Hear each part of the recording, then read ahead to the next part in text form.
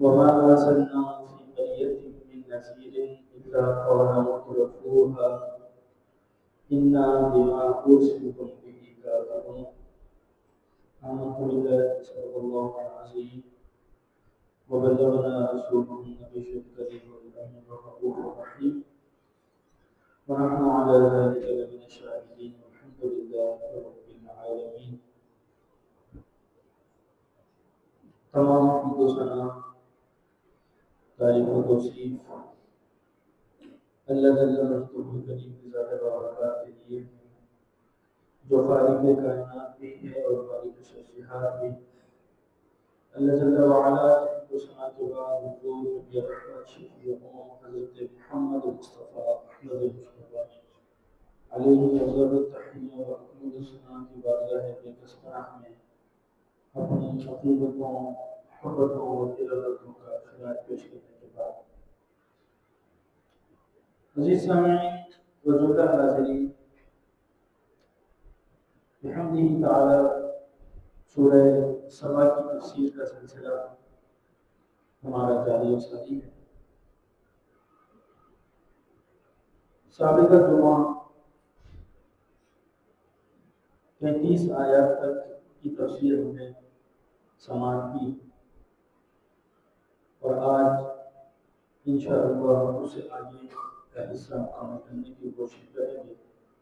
اللہ کے مجھ سے دعا ہے کہ میری زبان پر کلمات الحق جاری ہو.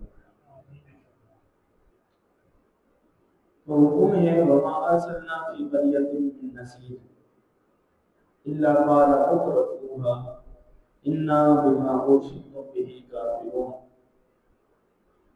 اور ہم نے کسی بھی بستی میں ڈرانے والا نہیں بھیجا مگر وہاں کے اس بستی کے صاحب ثروت لوگوں نے، امیر لوگوں نے کہا انا بما ارسلتم به کافرون، کہ جو دین دے کر تمہیں بھیجا گیا ہے ہم اس کا انکار کرتے ہیں. یعنی جہاں کہیں بھی اللہ کریم نے انبیاء بھیجے، رسول بھیجے، بشیر خوشخبری سنانے والے، نذیر ڈر سنانے والے بھیجے، تو وہاں ان انبیاء کا، ان اولیاء کا یا ان رسولوں کا سب سے پہلے جو انکار کرنے والے لوگ تھے وہ صاحب ثروت لوگ تھے، امیر و کبیر، وہاں کے سرداران، وہاں کے رؤساء، اور خود کو اس قوم میں سب سے افضل اور اعلیٰ سمجھنے والے لوگ سب سے پہلے انہوں نے ان رسولوں اور نبیوں کا انکار کیا اور کہا کہ ہم تو اس کا انکار کرتے ہیں، وہ دین جو تم لے کر آئے ہو ہم سے تسلیم نہیں کرتے.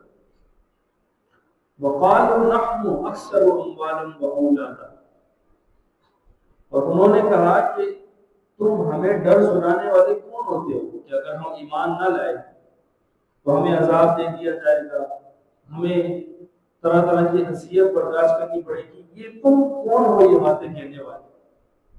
حالانکہ اگر گراؤنڈ ریالٹی کو دیکھا جائے، ضمیری حقائق کو دیکھا جائے تو نحن اکثر اموالا واولادا، ہمارا مال بھی تم سے زیادہ ہے، ہماری اولادیں بھی تم سے زیادہ ہیں. تو جب یہ عالی شان حویلیاں، یہ عمارتیں ہم پوچھتے ہیں تمہاری ہیں یا ہماری، یہ باغات اور یہ گھتے نظر تک نظر آنے والے لہلہاتے کھیت یہ کس کے ہیں، تمہارے یا ہمارے؟ انہوں نے کہا رسولوں کو، نبیوں کو جو انہیں ڈر سنانے کے لیے آئے تھے کہ یہ درجنوں بچے، یہ جوان جن کی طاقت کی قسمیں لوگ کھاتے ہیں، یہ کس کی اولاد ہے، تمہاری ہے یا ہماری؟ ان کا باپ کون ہے، تم ہو یا ہم ہیں؟ لہذا اگر ہم گمراہ ہوتے اور اگر ہم راہ راست پر نہیں ہوتے تو ہمارے یہاں نہ یہ بڑی بڑی بلڈنگیں ہوتی، نہ عالی شان محلات ہوتے، نہ ہماری فصلیں آباد ہوتی، نہ ہماری کثیر اولاد ہوتی، سامان عیش و عشرت ہمارے پاس نہیں ہوتا. یہ سب چیزیں ہونا اس بات کی دلیل ہے کہ ہم گمراہ نہیں ہیں، غلط راستے پر نہیں ہیں، ہم ہی راہ راست پر ہیں. وما نحن بمعذبین، اور ہمیں تو کبھی بھی عذاب نہیں دیا جا سکتا، بلکہ معلوم یہ ہوتا ہے کہ جو تم ہمیں ہادی بن کر اور سیدھے راستے دکھانے والے بن کر ہمیں یہ کہتے ہو کہ ایمان لے آؤ اللہ پر اور ہم پر، تو ہمیں تو یہ لگتا ہے کہ تم گمراہ، یہی وجہ ہے کہ نہ تمہارے پاس کھانے کو کچھ ہے نہ پہننے کو کچھ ہے، جاؤ اپنا کام کرو اور ہمیں ہماری سکون دے اور آرام دہ زندگی میں رہنے دو۔ تو یہ ایک عمومی مزاج اللہ کریم نے ان لوگوں کا بتایا کہ جن کی طرف انبیاء اور رسولوں کو مبعوث کیا جاتا ہے۔ تو جس بھی نبی کو، جس بھی رسول کو کسی بھی قوم کی طرف مبعوث کیا گیا تو اس قوم نے ان رسولوں کو انکار کرنے کی جو وجہ بنائی وہ یہی بنائی کہ ہم تو پر ایمان کیوں رکھیں، پیسہ تو ہمارے پاس ہے، مال و دولت تو ہمارے پاس ہے، عیش و عشرت میں تو ہم ہیں، تم تو عیش و عشرت میں نہیں ہے، تمہارے پاس تو پہننے کے لیے کپڑے نہیں، کھانے کے لیے روٹی نہیں وغیرہ ظالم، اور ہمارے پاس تو کثیر اولاد ہے، ہمیں کون عذاب دے سکتے ہیں؟ اگر بارش آئے گی تو ہم پہاڑوں پہ چڑھ جائیں گے، طوفان آئیں گے تو ہم اپنے ہی عالی شان اور محلات میں گھس جائیں گے، طوفان ان کا کچھ نہیں کر سکے۔ تو ان کے یہ ایک عمومی سوچ تھی اور جنرل تھنکنگ یہی تھی ان کی کہ ایسا کچھ نہیں۔ تو ان کا جواب اللہ کریم نے آگے کل یہ اہل مکہ کو ماں قبل جو لوگ گزرے ان کی مثالیں دے کر سمجھانے کی کوشش کی جائے کہ جب نبی کریم علیہ السلام نے دعوت تبلیغ شروع کی تو جو سابقہ قوم کا ایک پیٹرن تھا اہل مکہ بھی اسی پہ چل پڑے، جو ان کے دلائل تھے وہی انہوں نے بھی استعمال کیے، اور انہوں نے کہا کہ تم مسلمانوں کے پاس کیا ہے؟ کچھ بھی نہیں، ہمارے پاس تو سب کچھ ہے، ہمارے پاس سرداری بھی ہے، ہمارے پاس مال و دولت بھی ہے، ہمارے پاس فلاں بھی ہے، فلاں بھی، تمہارا تو کچھ نہیں ہے، تو تم کیسے سیدھے راہ پر ہو سکتے ہو؟ تم تو غلط رہتے۔ تو حضور علیہ السلام کو اللہ کریم نے اگلی آیات کو ان کا جواب دینے کا حکم ارشاد کیا، تو فرمایا کل آپ کہہ دیجیے ان سے ان ربی یبسط الرزق لمن یشاء، بے شک میرا رب جس کے لیے چاہتا ہے رزق کشادہ کر دیتا ہے، وَيَقْدِرُ، اور جس کے لیے چاہتا ہے تنگ کر دیتا ہے، وَلَكِنَّ أَكْثَرَ النَّاسِ لَا يَعْلَمُونَ، لیکن اکثر لوگ ان حکمتوں کو نہیں جانتے، ان چیزوں کا انہیں ادراک نہیں۔ یعنی یہ غلط فہمی صرف قدیم دور کے اغنیاء، امراء اور دولت مندوں کو نہیں تھی، بلکہ اس روشن زمانے کے اکثر متمول اور دولت مند افراد کا یہی حال تھا، وہ خدا کو فراموش کیے بیٹھے تھے۔ اس لیے اس آیت میں ان کا اضافہ کر دیا گیا کہ رزق کی کمی یا رزق کی بیشی یہ کسی گمراہ یا ہدایت یافتہ ہونے کی دلیل نہیں ہے۔ یہ مطلب نہیں کہ کسی کے پاس رزق کثیر ہے تو وہ ہدایت یافتہ ہے اور کوئی غریب ہے تو بیچارہ وہ گمراہ ہے، ایسا نہیں۔ یہ رزق کی تقسیم تو اللہ کے ہاتھ میں، وہ اپنی حکمت کے پیش نظر کبھی فاسق کو زیادہ رزق دے دیتا ہے، اور اپنی حکمت کے پیش نظر ایسا ہوتا ہے کہ جو نیک بندے ہوتے ہیں ان پہ آزمائش آ جاتی ہے اور ان کے لیے ایسے حالات پیدا ہو جاتی ہیں کہ ان کو اپنے کھانے کے فاقے ہو جاتے ہیں۔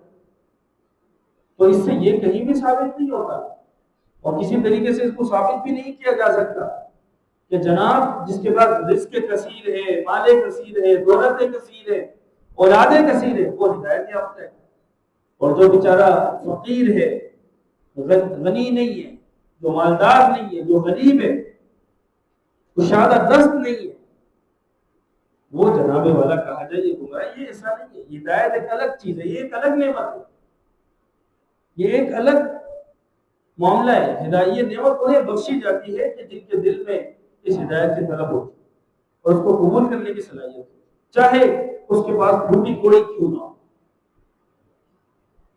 تو یہ بھی ممکن ہے کہ بہت ہی امیر و کبیر ہو، اللہ اسے یہ نعمت دیتے ہیں ہدایت، وہ والی دولت بھی اسے حاصل ہو، وہ نعمت بھی حاصل ہو، یہ والی نعمت بھی حاصل ہو، دونوں نعمت حاصل ہو، یہ بھی ممکن ہے۔ تو فرمایا کہ اکثر لوگ اس حکمت کو نہیں جانتے، وہ یہ سمجھتے ہیں کہ جس کے پاس مال و دولت ہے، دنیاوی زندگی اس کی ٹھیک گزر رہی ہے تو وہ ٹھیک راستے پر ہے۔ حالانکہ قرآن مجید کی دیگر آیاتوں کا اگر آپ مشاہدہ اور مطالعہ کریں تو اللہ کریم نے واضح اعلان فرمایا کہ جو گمراہی میں ہوتا ہے، ضلالت میں ہوتا ہے، غلط راستے پر ہوتا ہے، تو پہلے تو اللہ کریم کی طرف سے اس کی طرف لوگوں کو بھیجا جاتا ہے مختلف طریقے کے روشن. مثال کے طور پر اسے کوئی ایک بندہ ایسی نصیحت کر دے گا جو اسے کہیں نہ کہیں اس کے معاملات کی طرف راغب کرتی ہوگی کہ تیرا یہ معاملہ چل رہا ہے. اگرچہ نصیحت کرنے والے کو بھی اس کا علم نہیں ہوتا کہ میں جو یہ نصیحت اسے کر رہا ہوں واقعتاً اس کا یہ معاملہ چل رہا ہے، لیکن اگر وہ نصیحتوں کو بس کچھ ڈالتا رہے تو اب اللہ کریم کا یہ طریقہ ہے کہ اسے مزید ڈھیل دی جائے. یمت تو ہوں بھی تو یعنی اس کو مزید اس کی گمراہی میں کھیلنے دیا جاتا ہے اور چھوڑا جاتا ہے. اور پھر ایک وقت آتا ہے کہ اللہ کی رسی کھینچتی ہے اور پھر وہ چھپتا چلا جاتا ہے، کھینچتا اور چکرتا چلا جاتا ہے. تو حکم ہوا کہ وما اموالکم ولا اولادکم بالتی تقربکم عندنا زلفا، نہ ہی تمہارے اموال اور نہ ہی تمہاری اولاد ایسی چیزیں ہیں جو تمہیں ہمارا قرب پہنچ دے، اللہ کریم کا قرب. الا من آمن وعمل صالحا، مگر جو ایمان لایا اور نیک عمل کرتا رہا اسے ہی ہمارا قرب نصیب ہو. فاولئک لهم جزاء الضعف بما عملوا وهم في الغرفات آمنون، بس یہی وہ لوگ ہیں کہ جن کے لیے دوگنا صلہ ہے ان کے عملوں کا جو انہوں نے کیے، اور وہ بالا خانوں میں امن و امان سے رہیں گے. یعنی یہ نہ سمجھو کہ تمہارے پاس مال بکثرت ہوگا، بچوں کی تعداد زیادہ ہوگی تو تم خدا کے مخاطب بندے بن جاؤ گے. نہیں، یہاں تو شرف پذیرائی اور شرف قبولیت اسے بخشا جاتا ہے جس کے دل میں ایمان کا چراغ روشن ہو اور اس کے اعمال نیک ہو جائیں اور اپنے حسن اعمال کے ذریعے اللہ کریم کی مخلوق کی فلاح کے کام کرے اور اپنی اصلاح کے کام کرے تو اسے یہ نعمت قرب الہی حاصل ہوتی ہے. والذین یسعون فی آیاتنا معاجزین اولئک فی العذاب محضرون، اور جو لوگ ہماری آیتوں کی تکذیب اور ان کو جھٹلانے میں کوشاں ہیں، یعنی وہ کوشش کرتے ہیں کہ کسی طریقے سے اللہ کی آیات کو جھٹلایا جائے، معاجزین تاکہ وہ ہمیں ہرا دیں، اولئک فی العذاب محضرون، یہی لوگ ہمیشہ عذاب میں گرفتار رہیں. قل ان ربی یبسط الرزق لمن یشاء من عباده ویقدر له، آپ کہہ دیجئے کہ بے شک میرا پروردگار کشادہ کر دیتا ہے رزق، دوبارہ اسی کا ذکر، جس کے لیے چاہتا ہے اپنے بندوں میں سے، اور تنگ کر دیتا ہے جس کے لیے چاہتا ہے. وما انفقتم من شیء فهو یخلفه، اور تم جو کچھ بھی خرچ کرتے ہو اللہ کریم اس کے بس کوئی دوسری چیز کو عطا کر دیتا ہے. وهو خیر الرازقین، اور وہ بہترین رزق دینے والا ہے. وَيَوْمَ يَحْشُرُهُمْ جَمِيعًا ثُمَّ يَقُولُ لِلْمَلَائِكَةِ أَهَؤُلَاءِ إِيَّاكُمْ كَانُوا يَعْبُدُونَ، اور جس روز اللہ کریم سب کو جمع کرے گا بروز حشر، پھر فرشتوں سے پوچھے گا کیا یہ لوگ تمہاری پوجا کیا کرتے تھے؟ قالوا، تو وہ عرض گزار ہوں گے سبحانہ، تو پاک ہے، انت ولینا من دونہم، ہمارا مالک تو تو ہی ہے، ہمیں ان سے کیا واسطہ. بل کانوا یعبدون الجن، بلکہ یہ تو جنوں کی عبادت کیا کرتے تھے. اکثرهم بهم مؤمنون، ان میں سے اکثر ایمان نہیں رکھتے. یعنی بعض مشرک قبائل جو فرشتوں کی پرستش کیا کرتے تھے، ان میں سے بعض ایسے بھی تھے جو فرشتوں کو خدا کی بیٹی کہتے تھے، یہ اللہ کی بیٹی ہے. سورۃ الصافات میں اس کا ذکر ہے کہ انہوں نے کہا کہ یہ فرشتے اللہ کی بیٹی ہیں.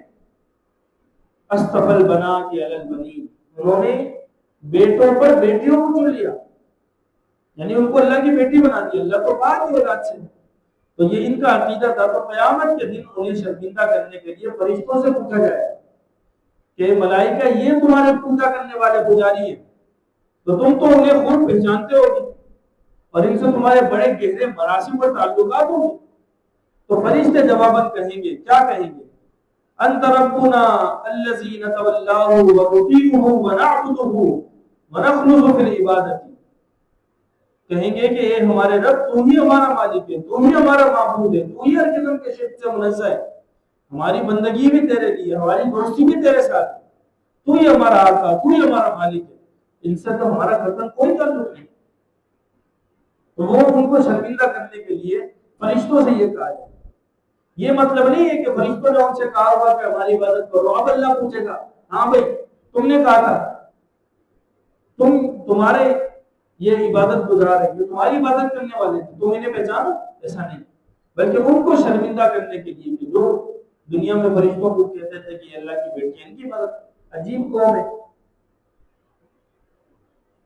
نسبت عبادت کی اللہ کی طرف سے کہ اللہ کی بیٹیاں ہیں اس لیے عبادت کرو۔ بھائی اللہ کو ہی مانو نا، حقیقتاً تو فرشتے اللہ کی بیٹیاں نہیں ہیں، اللہ اولاد سے پاک ہے، لیکن وہ مان رہے ہیں، ان کی بات کر رہا ہوں کہ مان رہے فرشتوں کو، معبود جو مان رہے ہیں وہ اللہ کی بیٹی بنا کر، کیسی عقل ہے، کیسے بیوقوف ہے۔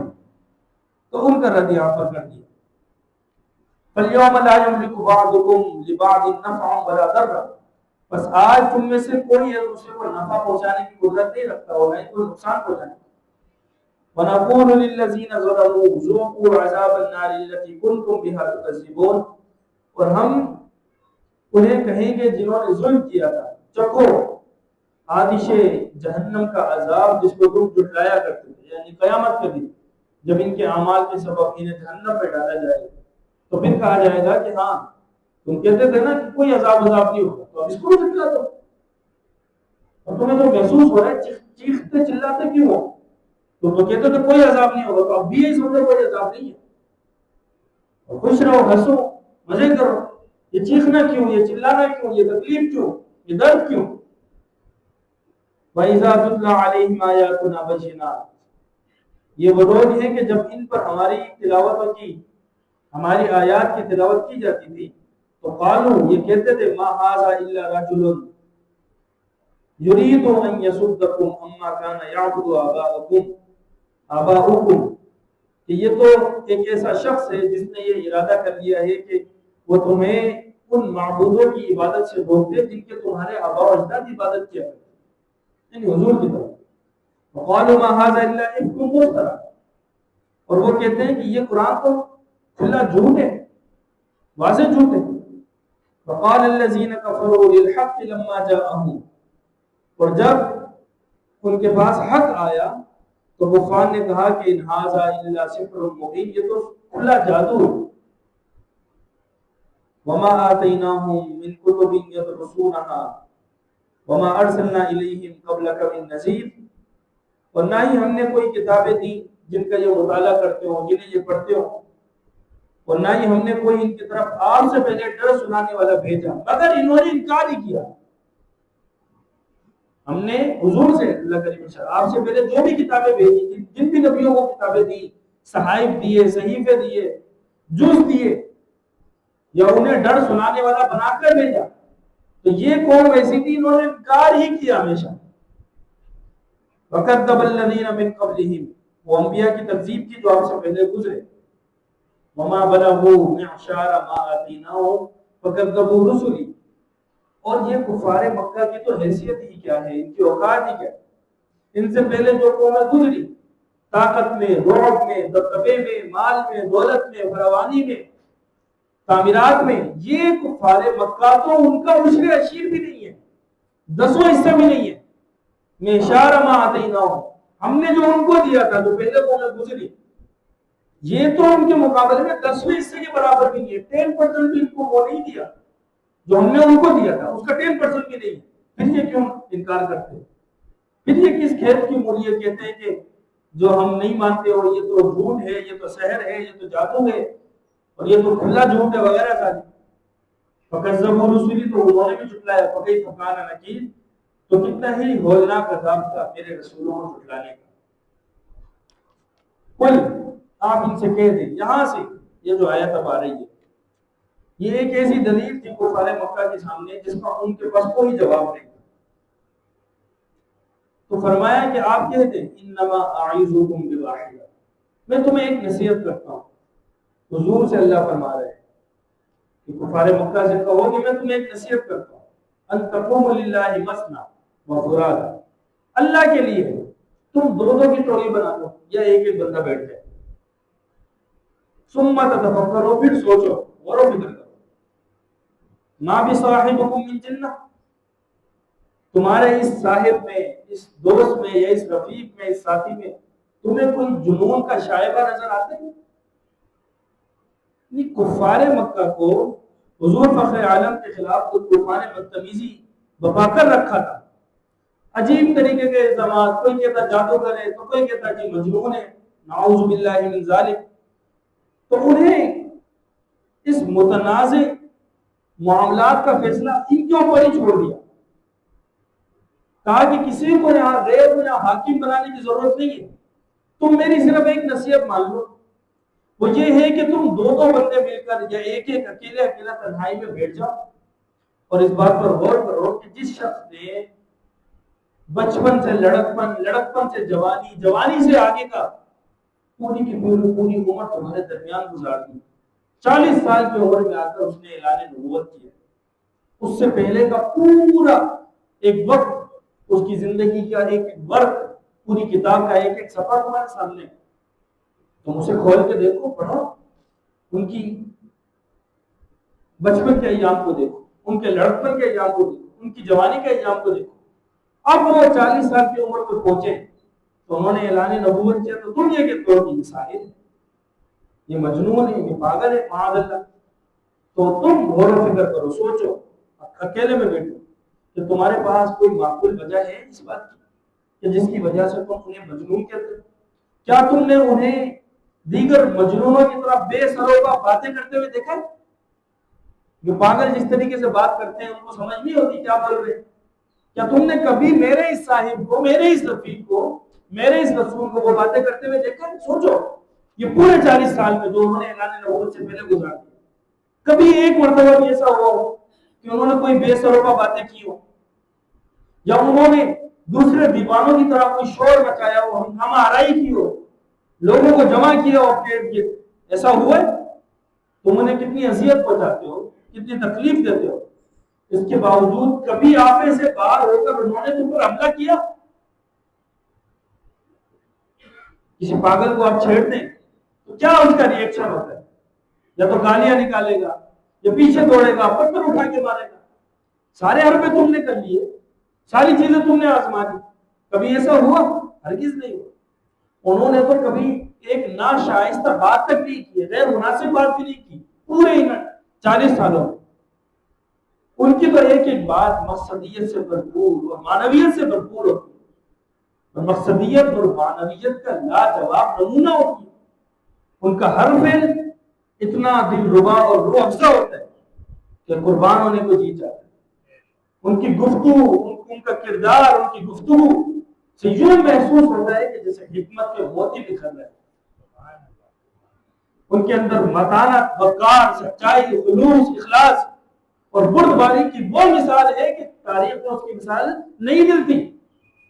تم ہی تو وہ لوگ ہو، جب تک اعلان نبوت نہیں کیا تھا تم ہی تو وہ لوگ ہیں جو صادق و امین کے القاب سے پکارا کرتے تھے.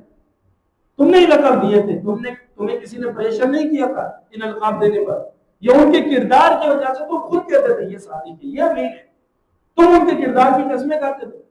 اب بتاؤ، جب انہوں نے اعلان نبوت کر دیا اور یہ کہا کہ اللہ ایک ہے، اس کو مانو، میں اس کا بھیجا ہوا رسول ہوں، ایسی کون سی تبدیلی آ گئی، ایسی کون سی قیامت آ گئی کہ تم نے ان کے بارے میں اپنی رائے یکسر بدل دی؟ جنہیں تم صادق و امین کہتے تھے، اپنے فیصلے کرواتے تھے، اپنی امانتیں رکھواتے تھے، آج کے تو یہ مجنون ہے، آج کے تو یہ جادوگر ہے وغیرہ. ہر چیز نہیں. سوچو، غور و فکر کرو، اکیلے میں بیٹھو. یہ ان لوگوں کو دعوت دی گئی ہے، یہ پورا کا پورا اس کا خلاصہ ہے. تم تو بڑے باشعور دنیا کی قوموں سے خود کو بڑے ہی سمجھدار سمجھتے ہو، فصاحت و بلاغت پر تمہیں ملکہ حاصل ہے، خود کو عربی دوسروں کو اجمی کہتے ہو.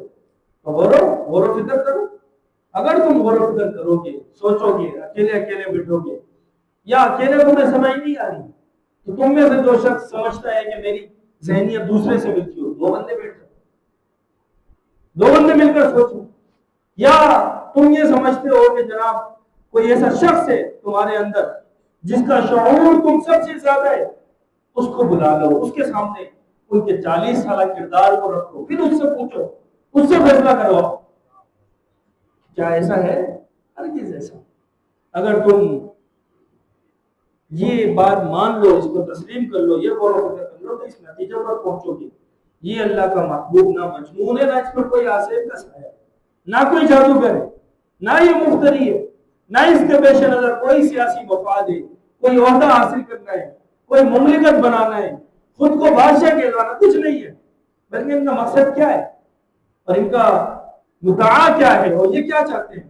یہ تو وہ چاہتے ہیں کہ تمہیں عذاب الہی سے بچا لیا جائے، یہ تو یہ چاہتے ہیں کہ تم گمراہی کے راستوں کو چھوڑ کر راہ ہدایت پر آ جاؤ، یہ تو یہ چاہتے ہیں کہ وہ تمہیں بر وقت خواب غفلت سے بیدار کر کے اللہ کریم کا قرب حاصل کرو۔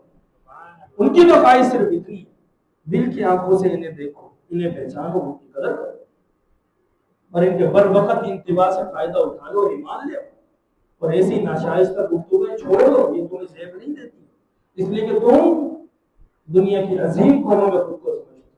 تو یہ وہ نصیحت ہے جو اللہ کریم نے حضور علیہ السلام کی زبان سے اہل مکہ کی طرف ڈلیور کی اور ان کو مجبور کیا اس بات پر کہ سوچو، تم یہ کہہ کر جان نہیں چھڑا سکتے کہ یہ تو مجنون ہے، یہ تو ساحر ہے، یہ تو کاہن ہے، یہ کوئی چلتے پھرتے نہیں آئے، فقط لبثت فیکم عمرا من قبلی، یہ دوسرے 11ویں سپارے میں موجود۔ حضور نے فرمایا کہ میں کوئی مسافر تھوڑی ہوں کہ جو شام سے چلا اور مکہ میں آ کے دعوت کر دیا نبوت کا، اور تم کہتے ہو ہم تو جانتے ہی ان کے کردار کو۔ ایسا نہیں ہے کہ یا پھر 10 سال مجھے یہاں ہو گئے، اس سے پہلے کی 30 سال کی زندگی میں نے کہاں گزاری تمہیں نہیں پتا، سب تمہیں پتا۔ میری جوانی، میرا لڑکپن، میرا بچپن ایک ایک دن تمہارے سامنے، تو اس لیے تمہیں ماننا پڑے گا اور تمہیں اس چیز کو تسلیم کرنا پڑے گا کہ نہ یہ مجنون ہے، نہ یہ ساحر ہے، نہ یہ کاہن ہے، بلکہ یہ اللہ کے سچے رسول ہیں صلی اللہ علیہ وسلم، اور تمہیں ان پر ایمان لانا۔ ان هو الا نذیر لکم بین یدی عذاب شدید، کہ وہ تو تمہیں بر وقت خبردار کرنے والے ہیں کہ جو تمہارے سامنے عذاب شدید آ رہا ہے اس سے تمہیں یہ خبردار کرنے والے ہیں کہ تم ابھی سمجھ جاؤ، اس عذاب شدید کو آنے سے پہلے ایمان لے آؤ۔ آپ فرما دیجئے قل ما سألتکم من اجر فهو لکم، کہ میں نے یہ جو تبلیغ کی ہے اتنے عرصے تک، کیا کبھی اس کا معاوضہ تم سے طلب کیا، تم سے اجرت طلب کی، تم سے کوئی چندہ فراہم کیا ہو تو واپس لے لو مجھ سے؟ میں نے ایسا کیا ہی نہیں۔ ان اجر الا علی اللہ، میری دل سوزیوں کا، میری تکلیفوں کا اجر، میری اس تبلیغ کا اجر تو اللہ کی ذمہ ہے، وہ مجھے عطا فرمائے۔ وَهُوَ عَلَى كُلِّ شَيْءٍ شَهِيدٌ، اور وہ ہر چیز پر گواہ ہے۔ قُلْ إِنَّ رَبِّي يَقْذِفُ بِالْحَقِّ، بے شک میرا رب تو باطل پر حق سے ضرب لگاتا ہے، حق کے ذریعے باطل پر ضرب لگاتا ہے۔ علام الغیوب، وہ سب غیبوں کا جاننے والا۔ قُلْ جَاءَ الْحَقُّ وَمَا يُبْدِئُ الْبَاطِلُ وَمَا يُعِيدُ، اور آپ اعلان کر دیں کہ حق آ گیا اور باطل قوت کا خاتمہ ہو گیا۔ قُلْ إِن ضَلَلْتُ فَإِنَّمَا أَضِلُّ عَلَى نَفْسِي، آپ کہہ دیں کہ تمہارے گمان کے مطابق اگر میں بہک گیا ہوں، اگر میں گمراہ ہو گیا ہوں تو اس کا وبال مجھ پر ہے۔